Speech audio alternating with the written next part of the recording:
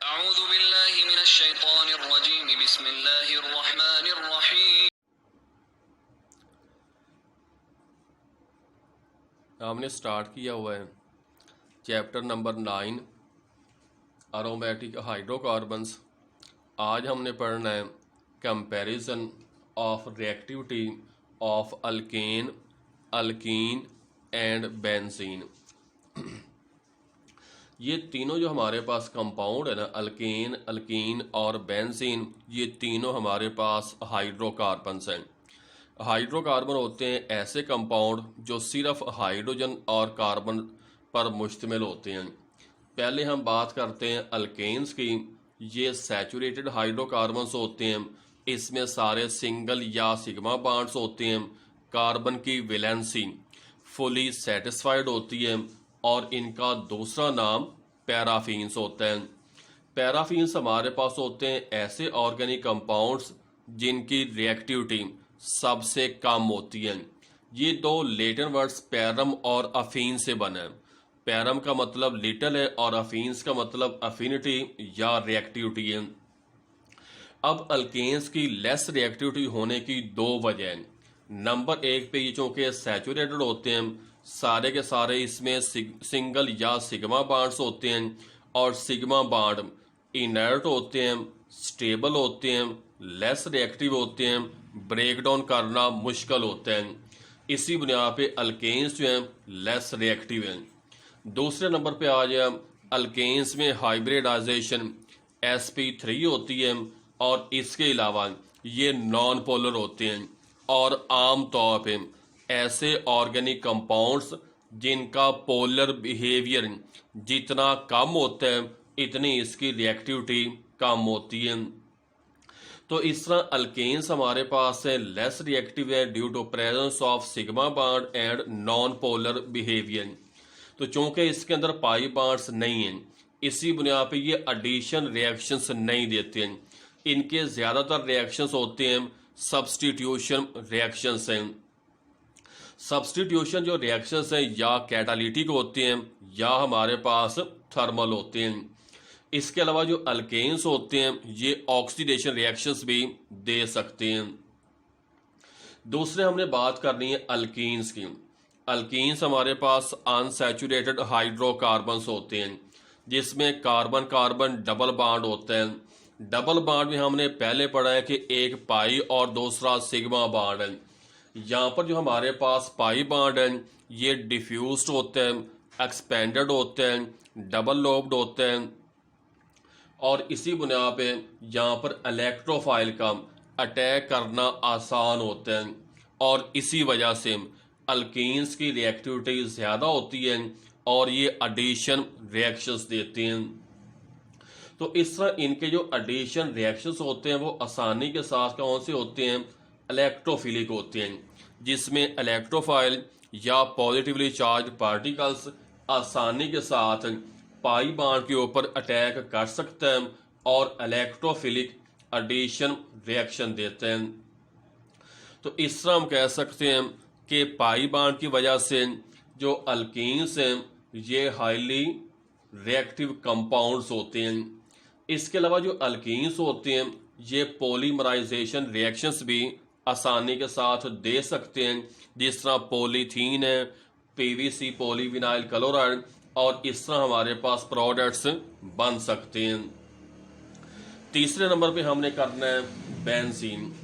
Benzene हमारे पास होता है अरोमेटिक है, साइक्लिफॉर्म है, हाइड्रोकार्बन्स हैं और ये हाईली अनसैचुरेटेड कार्बन है क्योंकि इसमें कार्बन और हाइड्रोजन के दरमियान रेशो वेरी स्मॉल होती है।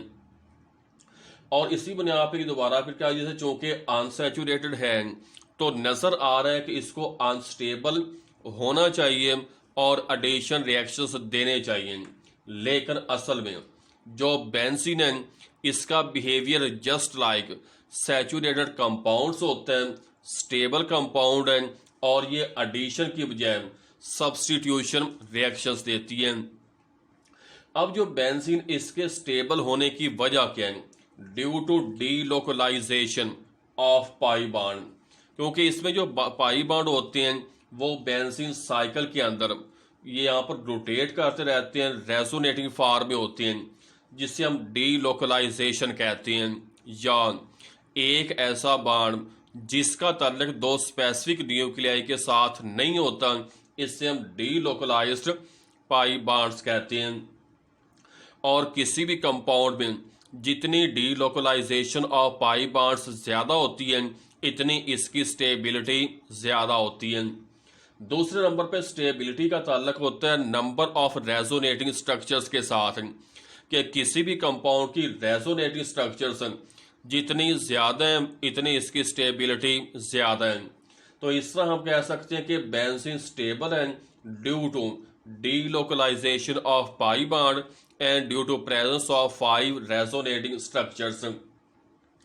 अब जो बेंजीन, इसके जो ज्यादातर रिएक्शंस हमारे पास सब्स्टिट्यूशन रिएक्शंस होते हैं जो इलेक्ट्रोफिलिक होते हैं, जिसमें एक स्ट्रॉन्ग इलेक्ट्रोफाइल बेंजीन में से लेस रिएक्टिव इलेक्ट्रोफाइल H+ को सब्स्टिट्यूट करते हैं, रिप्लेस करते हैं।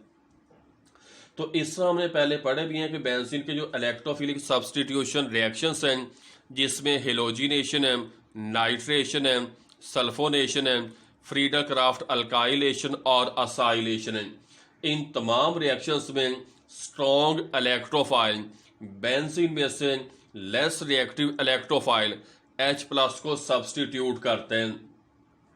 अब जो बेंजीन ये पॉलीमराइजेशन रिएक्शंस नहीं देता, तो इस तरह हम कह सकते हैं अल्केन्स हमारे पास सैचुरेटेड है, लेस रिएक्टिव है।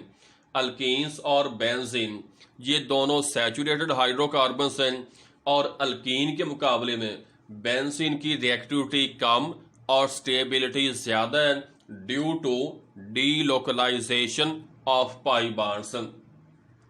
अब अगर हम सिर्फ कंपेयर करना चाहें अल्कीन और बेंजीन की रिएक्टिविटी को, तो इसमें हम कह सकते हैं कि अल्कीन्स में भी हमारे पास डबल बॉन्ड है, बेंजीन में भी डबल बॉन्ड है। लेकिन जो एल्कीन्स हैं, इसमें जो डबल बॉन्ड्स होते हैं, पाई बॉन्ड्स होते हैं, ये डिफ्यूज्ड होते हैं, एक्सपेंडेड होते हैं। इसी बुनियाद पे इलेक्ट्रोफाइल का अटैक करना आसान है। लेकिन बेंजीन जो है, इसमें यहाँ पर जो पाई बॉन्ड्स होते हैं वो ज्यादा डिफ्यूज्ड और एक्सपेंडेड नहीं होते, जिसकी बुनियाद पे इलेक्ट्रोफाइल आसानी के साथ यहाँ पर अटैक नहीं कर सकता, रिएक्टिविटी कम होती है।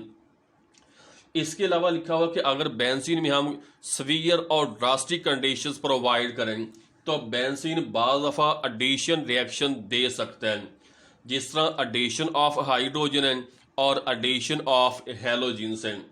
इसके अलावा जो बेंजीन, इसकी ऑक्सीडेशन हो सकती है, जिस तरह हमने कैटालिटिक ऑक्सीडेशन पढ़ा है और कंबस्शन पढ़ा है। तो इस तरह हम रिएक्टिविटी के हवाले से कह सकते हैं alkanes are less reactive called paraffins due to presence of saturated behaviour. Alkenes जो हैं रिएक्टिव हैं due to presence of diffused and expanded pi bonds, और बेंजीन हमारे पास लेस रिएक्टिव है, स्टेबल है as compare to alkenes due to presence of delocalisation of pi bonds.